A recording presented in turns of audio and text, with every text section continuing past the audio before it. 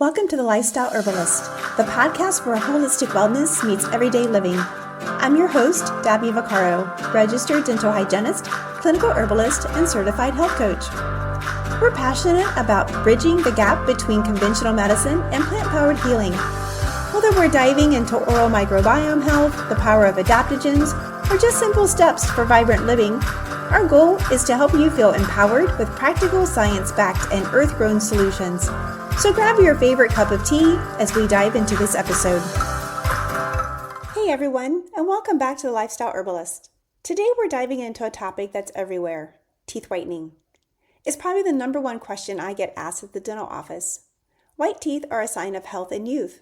And people, well, they want to look good, including me. Unfortunately, we're constantly bombarded with ads for charcoal powders, LED lights, and whitening strips promising a Hollywood smile overnight. It can be overwhelming, and frankly, a lot of it is just marketing hype. So if you've ever felt confused about what actually works, or you're looking for a safe, effective, and more natural ways to brighten your smile, you're in the right place. Today we're cutting through the white noise, no pun intended, to give you a real actionable truth. First, let's debunk some of the biggest trendy products that just don't live up to the claims. You've probably seen activated charcoal everywhere, touted as a natural detoxifier that pulls stain like a magnet. And the reality is that, well, it does remove stain, but it's overly abrasive. Think of it using sandpaper on your teeth. And while it might scrub off some surface stain, it's also wearing down the enamel. It weakens the enamel, and it's permanent. This actually makes things look worse because those ridges then attract more stain. And what actually happens is that our teeth can look yellower because the darker dentin layer underneath starts to show through. So my advice is to skip the charcoal. The risks far outweigh the benefits. I've also seen the DIY classic of mixing lemon juice and baking soda. This is also not a great idea. Baking soda, which is basic and has been made out to be the bad guy, is thought to be abrasive on its own, but we'll talk more about that in a moment. The lemon juice, however, is very acidic. And while it's great for the digestive system, it's really not meant to spend any time on your enamel. Another common gimmick is the home LED light kit. It's hype. And it's touted as being professional grade, but the truth is the blue light in itself does nothing. The real active ingredient is in the whitening gel that comes with the kit. And studies show that these lights don't significantly speed up anything or enhance the whitening process. You're basically just paying for a flashlight. Oil pulling with coconut oil can improve gum health by reducing the bacteria. And there hasn't been any scientific evidence that shows that it actually whitens teeth, but I have had patients who claim that they think their teeth are whiter, and I really think it's because they are, number one, doing something different. They're paying more attention to their teeth and their gums. They're actually spending more time in their cleaning, and because of that, I don't know that it's the oil pulling in of itself, but I think that they're actually spending more time improving their gum health, which then makes their teeth whiter. It's great for general oral hygiene, but the jury's still out about the brighter smile. So with those myths out of the way, what actually works? Let's talk about real actionable tips for a whiter, brighter smile. And really it's about building sustainable habits. First, I think it's back to the basics, right? We talk a lot on this podcast about ways to improve oral health and ways to maintain a good constitution and healthy eating. But consistent brushing and cleaning in between your teeth is the number one way to remove those surface stains like coffee and tea and wine before they set in. Using an electric toothbrush like a Sonicare, which is what I typically love, can be a game changer. And they're far more effective at removing those surface stains than a manual brush. If you think about it, like it's moving so much faster, and there's no way our wrist is going to be able to move as fast as an electric toothbrush. Next, adopt the rinse and hydrate strategy. After you enjoy a staining food or a drink, simply swish with water to dilute and wash away the staining compounds. Furthermore, drinking water throughout the day promotes salivary production, which is your mouth's natural cleanser. So if you eat and drink strategically, that would be one great way, an easy way to keep your body hydrated, but also your mouth more moist and your teeth brighter. Consume some crunchy, watery, rich fruits and vegetables like apples or celery, carrots. They act as natural abrasives, scrubbing as your teeth can chew.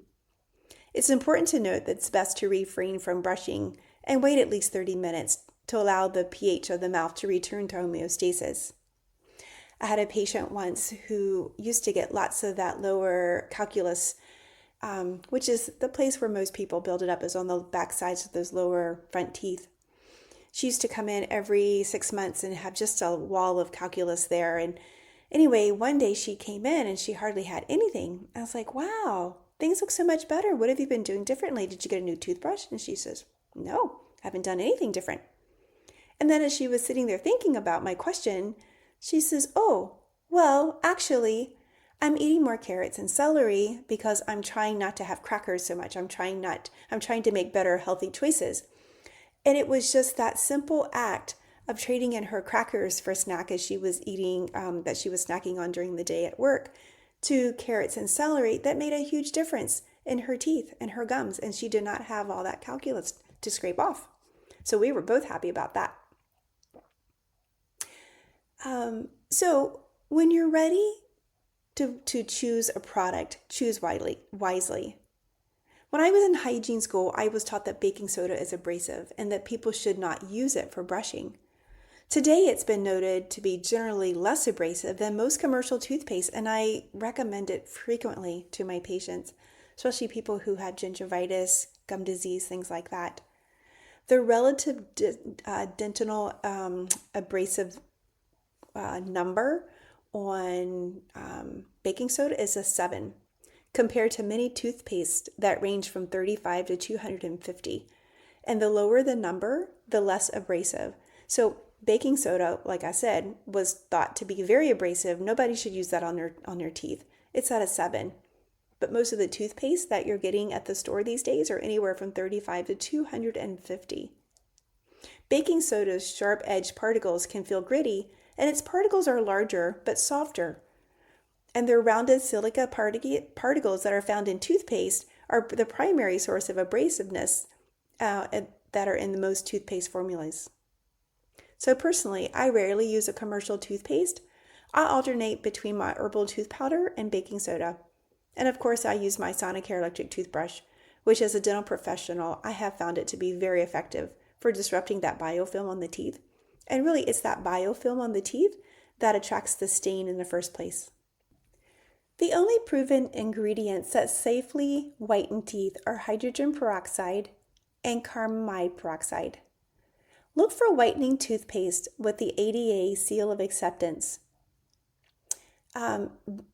Using an over-the-counter whitening strip for a mild boost can be helpful, but for a significant faster results, using an in-office professional whitening is your best and safest bet.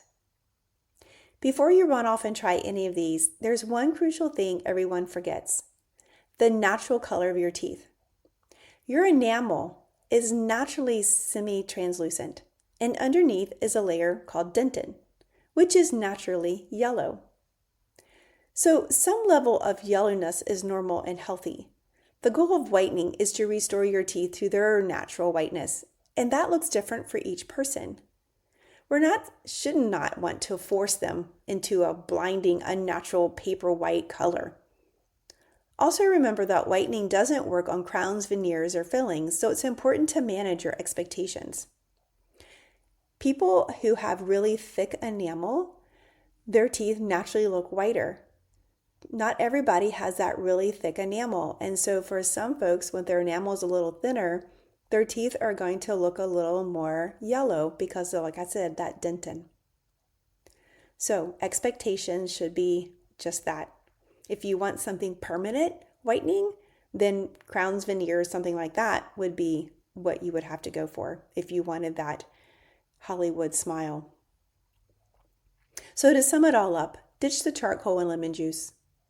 Focus on impeccable oral hygiene care.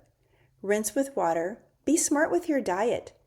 And if you want an extra boost, choose products with peroxide. A bright smile is a healthy smile, but it's not about chasing internet fads. It's about consistent smart care for your oral health.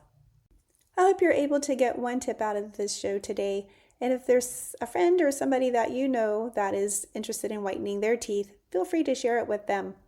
Until next time, keep smiling.